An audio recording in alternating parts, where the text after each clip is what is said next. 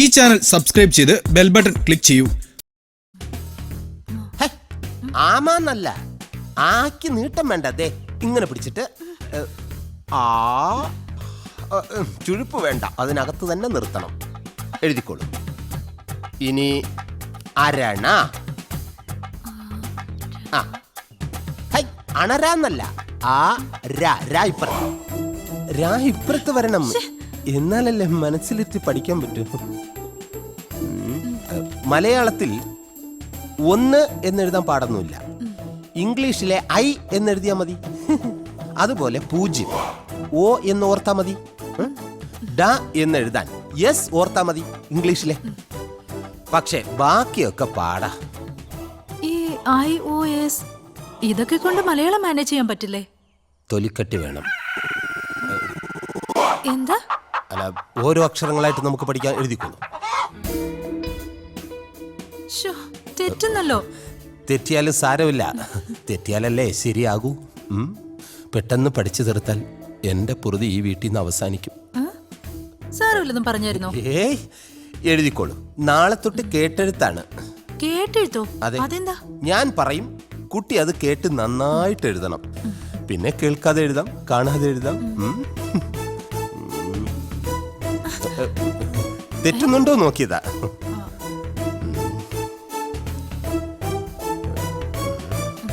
ഇത്രയും കാലം കാട്ടാപ്പള്ളിയുടെ കൂടെ വന്നിട്ട് എന്ത് ധൈര്യത്തിലാണ് നീ ഇങ്ങോട്ട് കയറി വന്നേ? പൊക്കണം.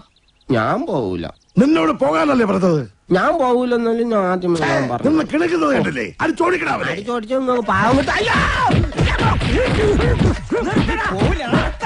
ഒരു ഗുണ്ടെ തല്ലുന്നതിനൊക്കെ ഒരു അതിലുണ്ട്. ഇതല്ല പഞ്ചായത്ത് പട്ടികൾക്ക് എല്ലാം കഷണം കിട്ടിയമാതിരി ഒരുമിച്ചല്ലേ കടിച്ചു പറിക്കണത്. നാണമില്ലടാ നിനക്കൊക്കെ. ധൈര്യം ഉണ്ടെങ്കിൽ ഒറ്റയ്ക്ക് വേണം. ഒറ്റയ്ക്ക് വന്നാ എനിക്ക് അത്രയും കുറച്ചടി ഉണ്ടാ മതിയല്ലോ. മല്ലയാ, ഞാൻ പോകണേ. എല്ലാരും കൈവച്ചല്ലോ, ഇനി ആർക്കും പരാതിയില്ലല്ലോ. ഇതൊരു കാര്യം മറ്റേടത്ത് ഐഡിയ ആയിപ്പോയി. അവിടുന്നും കിട്ടി ഇവിടുന്നും കിട്ടി. ഇനി മരിച്ചാൽ ഐഡിയ പറയില്ലേ? അവനാ നാഗേന്ദ്രൻ പറഞ്ഞു വിട്ടതായിരിക്കും നമ്മ രഹസ്യങ്ങൾ സോർത്താൻ. ചില സമയത്ത് സത്യേക്കാൾ ബലനാണ് ബുദ്ധി. ഞാൻ പറഞ്ഞിട്ടില്ലേ? കട്ട്കൊണ്ടാ ആട്ടാടോണ.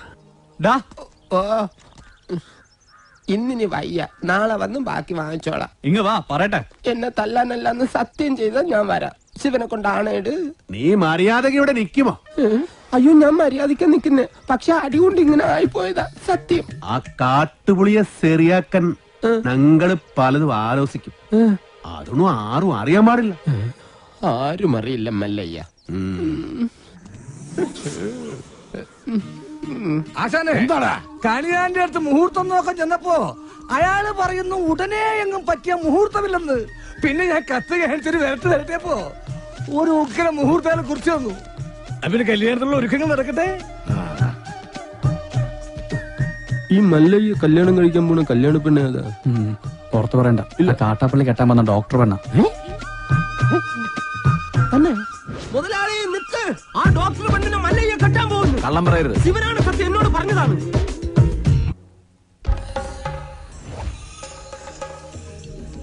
ഏടാ ദശമുല കണ്ടു കാണുമെന്തോ ശിവനെ. എന്താ ഇവിടെ ബടാ വന്നു? നീ അറിഞ്ഞോ? ഇല്ല. ഇന്ന് 11 മണിക്ക് നാഗേന്ദ്രൻ ആ ഡാക്ടർ പെണ്ണിനെ കല്യാണം കെട്ടാൻ പോണു. ഇനി നമ്മൾ എന്ത് ചെയ്യുമല്ലയ്യ? നീ ഒന്നും ചെയ്യണ്ട, നാ ചെയ്തു. നാഗേന്ദ്രന്റെ എല്ലാ കാറിലും ഞാൻ ബോംബ് വെച്ചു. 10:30 മണിക്ക് പോട്ടു. നന്നായി. നിൻಗೆ ನನ್ ಬಗ್ಗೆ ಗೊತ್ತಿಲ್ಲ ನನ್ ಹಂದಿ മകനെ. ബോംബ് വച്ചത് മാത്രമല്ല, കണ്ണടയിൽ എന്തോ ഗൊത്താരാണ് പ്ലാൻ. ശിവനെ, ഞാൻ ചെല്ലുന്നതിന് മുമ്പെങ്ങാനും ബോംബ് പൊട്ടിയ മുതലാളിയുടെ ഇറച്ചി കഷ്ണം കാക്ക കൊത്തിക്കൊണ്ട് പോവേ ഉള്ളു. മാറുകാളെ, അക്കന്മാരെ ദഹിപ്പിക്കാനുള്ള വെറുതും കൊണ്ടുപോകണം.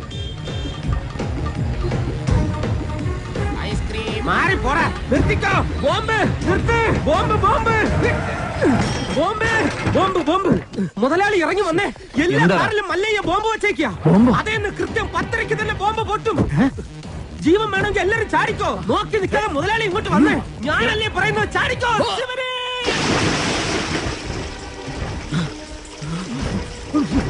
തലയിലേക്ക് ചാടല്ലടാ. ഇപ്പൊ പൊട്ടു മുതലാളി, വെയിറ്റ്. ചാകാൻ വേണ്ടി പല്ലയ്യാൻ വരുന്നുണ്ട്. വേഗം ഹർക്കോ.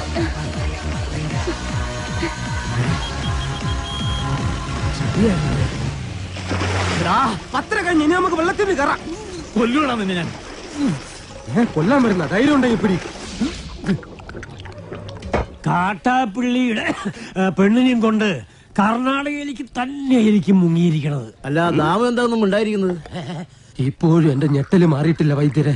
വെള്ളത്തിൽ ഞാൻ മുങ്ങിയതിനു ശേഷം അമ്പലക്കുളത്തിൽ ആന ഇറങ്ങിയതുപോലെ കാട്ടാപ്പള്ളി വെള്ളം ഒന്ന് കലക്കി മറിച്ച് നോക്കി. അപ്പോഴെങ്ങാനും എന്നെ അദ്ദേഹത്തിന്റെ കൈ കിട്ടിയിരുന്നെങ്കിൽ എന്റെ ശിവനെ, എന്നെ എവിടെ വെച്ച് കണ്ടാലും വെട്ടിക്കൊല്ലാനോ അയാൾ ഓർഡർ ഇട്ടേക്കുന്നത്. അങ്ങനെ പേടിച്ചു പോകുന്നവനൊന്നും അല്ല ഞാൻ. എന്നാലും വെറുതെ ചോദിക്കാം, ഈ കോയമ്പത്തൂർക്കുള്ള ബസ് പോയാലോ?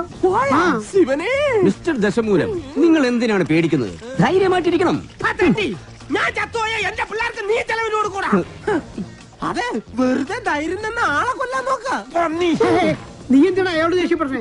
ഞാൻ ആരോടെങ്കിലും കുറച്ച് ഗുണ്ടായുസം കാണിച്ചു ഒന്ന് റിലാക്സ് ചെയ്തോട്ടെ പറഞ്ഞുള്ളേ. സ്പീഡ് കുറച്ച് പോണേ മോനെ.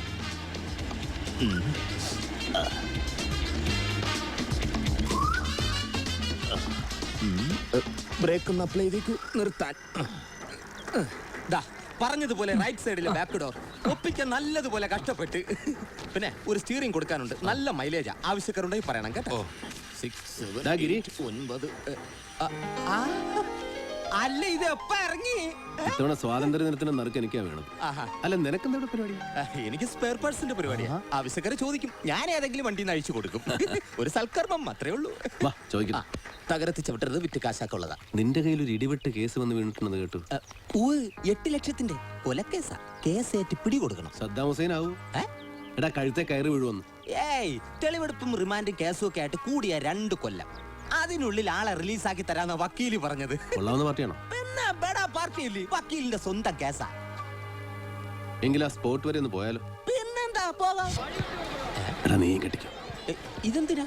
ഇങ്ങനെ ഒരു പണിക്ക് പോകുമ്പോ ആർക്കും മുഖം കൊടുക്കരുത്, തിരിച്ചറിയാൻ ഇടയും കൊടുക്കരുത്. അതിന് മുഖം ഇങ്ങനെ വെച്ച പോരെ. ഇറങ്ങി. അതെ, എന്തിനാ ഇങ്ങനെ കെട്ടിയിരിക്കുന്ന ആരെങ്കിലും ചോദിച്ചാൽ എന്ത് പറയണം? പോസ്റ്റ്മോർട്ടം കഴിഞ്ഞിട്ട് പോണെന്ന് പറഞ്ഞാൽ മതി. അതിന് മൂക്കി പഞ്ഞു വെച്ചാ പോരെ? മൂക്കി പഞ്ഞു വെക്കണം. വേണ്ട, ഒന്നും പറയണ്ട മഹി. ഞാൻ ഒരുത്തനെ രക്ഷിക്കാൻ വേണ്ടി പിടിച്ചതാ. അവനാണെങ്കിൽ ഒടുക്കത്തെ നീന്തലുകാരനും. അവൻ എന്നെ കൊണ്ട് നീന്തി വേറെ ഏതോ കരയെ ചെന്ന് കയറി. അവസാനം അവിടുന്ന് ഒരു ഓട്ടോ വിളിച്ച് ഇങ്ങ് വരേണ്ടി വന്ന്. നീ ഏതായാലും മുങ്ങിത്താഴിയാലെന്ന് എനിക്ക് ഉറപ്പായിരുന്നു. അത് കറക്റ്റ്. ഇത് വെറും തടിയല്ലല്ലോ, ചാളത്തടിയല്ലേ?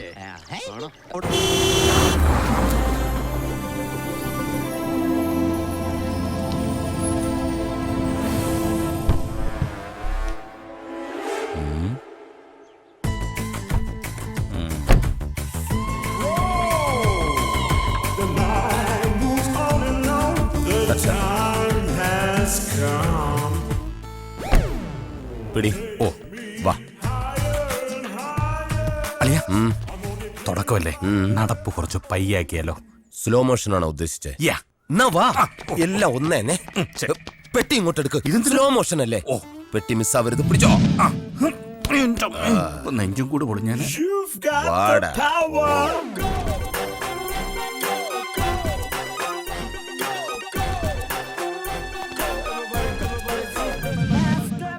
വട്ടിപ്പലിശക്കാരന്റെ വീടാണ്, കുറച്ച് മാന്യത കാണിക്കണം. അപ്പൊ ചവിട്ടി തുറക്കാല്ലേ? പിന്നെ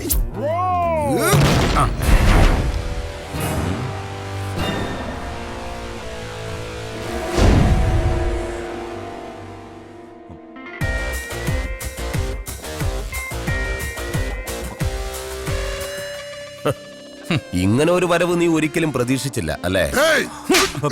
ഒരാണും പെണ്ണ് സംസാരിക്കുന്നതിനിടയ്ക്ക് കയറി ഡോ കൂയിന്നൊന്നും ഒച്ചുണ്ടാക്കരുത്. Boss continue. Thank U.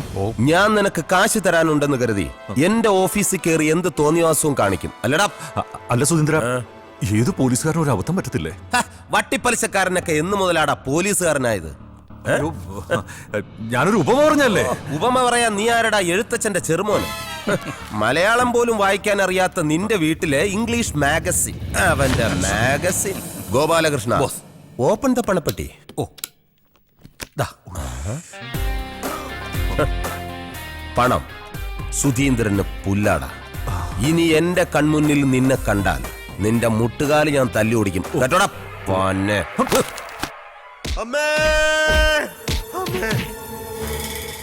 ഉറക്കത്തി നീ എന്തൊക്കെയാടാ ഈ കാണിച്ചു കൂട്ടുന്നേ? അതമ്മേ, ഞാൻ ചെറുതായിട്ടൊരു സ്വപ്നം കണ്ടതായിരുന്നു. നീ ഇങ്ങനെ സ്വപ്നം കണ്ടാലേ നിന്റെ പെങ്ങക്ക് ഭർത്താവില്ലാതായി പോവും. അളിയനെന്തു പറ്റി? ദാ നോക്ക്. അളിയൻ ഇന്നലെ എന്റെ അടുത്താണോ കിടന്നത്? ഞാൻ ഉറക്കത്തിലായിരുന്നു അളിയ. ശരിക്കും എന്താ പറ്റിയത്? എന്താ പറ്റിയതോ? ഇടിയും തന്ന് മുഖത്ത് ചൂട് ചായ ഒഴിച്ചിട്ട്. അത് സ്വപ്നത്തിൽ സംഭവിച്ചതാ. പക്ഷേ അളിയനൊന്ന് ഉറക്ക കരഞ്ഞിരുന്നെങ്കിൽ, ഒന്നൊച്ച വച്ചിരുന്നെങ്കിൽ ഞാൻ ഉണർന്നേനെ അളിയ, ഞാൻ ഉണർന്നേനെ. അമ്മ വരാൻ ഒരു 2 മിനിറ്റ് വൈകിയിരുന്നെങ്കിൽ ഞാൻ ഒരിക്കലും ഉണരില്ലായിരുന്നു. അത് പോട്ടെ, അളിയൻ എന്ത് സ്വപ്ന കണ്ടത്? ഞാൻ എന്റെ കടബാധ്യത മുഴുവൻ തീർക്കുന്ന സ്വപ്ന കണ്ടത്. അല്ലാതെ എന്നെ തീർക്കുന്ന സ്വപ്നമല്ലല്ലോ അളിയ. അളിയന്റെ കടബാധ്യത ഒരിക്കലും തീരാത്ത സ്വപ്ന. അളിയനൊന്ന് പിടിക്കോ? എന്റെ ശരീരത്തിൽ അവയങ്ങളൊക്കെ വർക്ക് നോക്കട്ടെ. ദേഹം മുഴുവൻ പൊള്ളിയാൻ തോന്നുന്നു. ചൂട് ചായ മുഖത്തൊഴിച്ച്. ഒരു കണക്കിന് അളിയൻ ഭാഗ്യവാനാ. ഞാൻ ഇന്നലെ കണ്ട സ്വപ്നം എന്താണെന്നറിയോ? എന്താ അളിയ? അളിയന്റെ മുഖത്ത് ആസിഡ് ഒഴിച്ച് ഈ വീടിന് ഞാൻ തീയിടുന്നതായിട്ടാ.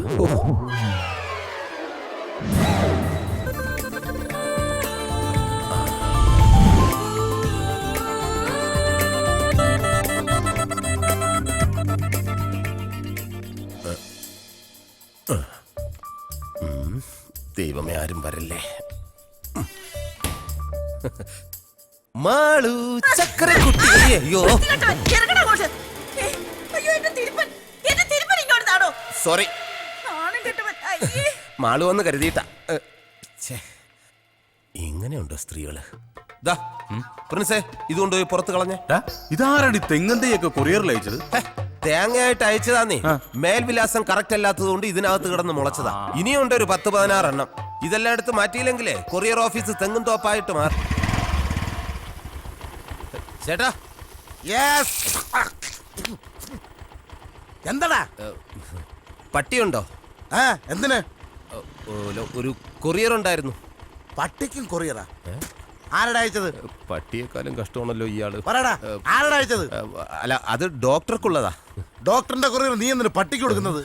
അതല്ല ഏട്ടാ, എനിക്ക് അകത്തോട്ട് വരാൻ ഇവിടെ കിടക്കുന്ന പട്ടി കടിക്കൂ? ഈ പട്ടി കടിക്കൂല. തൊട്ട് താഴെ ഒരു പട്ടി കിടപ്പുണ്ട്, അത് ഉഗ്രനായിട്ട് കടിക്കും. തുറന്നു വിടട്ടാ. അയ്യോ, അതിനല്ല, എനിക്ക് ഡോക്ടർക്ക് കൊറിയർ കൊടുക്കണം. ഡോക്ടർ ഉണ്ടല്ലോ. ഡോക്ടറെ നീ ഉണ്ണിക്കാൻ വന്നതാ അതാ കൊറിയർ കൊടുക്കാൻ വന്നതാ? കൊറിയർ കൊണ്ടുകൊട്. ഇയാളെന്താ ചിമ്പാൻസിക്കുണ്ടായ? പട്ടിയുണ്ട് കേട്ടാ. ശരി. ദൈവമേ, അയാൾ ഇനി കടിക്കണ പട്ടി അഴിച്ചു വിടുവെന്തോ. മുഴുപ്രാന്തനാന്ന് തോന്നുന്നു. മതമിളകിയ ആന പാപ്പാനെ കുത്തിക്കൊന്നു. മതമിളകിയ ആന പിന്നെ ഭാഗവതം വായിക്കൂ. വീട് പണിയാൻ വന്ന മേസ്ത്രിയോടൊപ്പം വീട്ടമ്മ ഒളിച്ചോടിപ്പോയി. കുറ്റം പറഞ്ഞിട്ട് കഥയില്ല. പണിയറിയാവുന്നവന്റെ കൂടെ പോയി.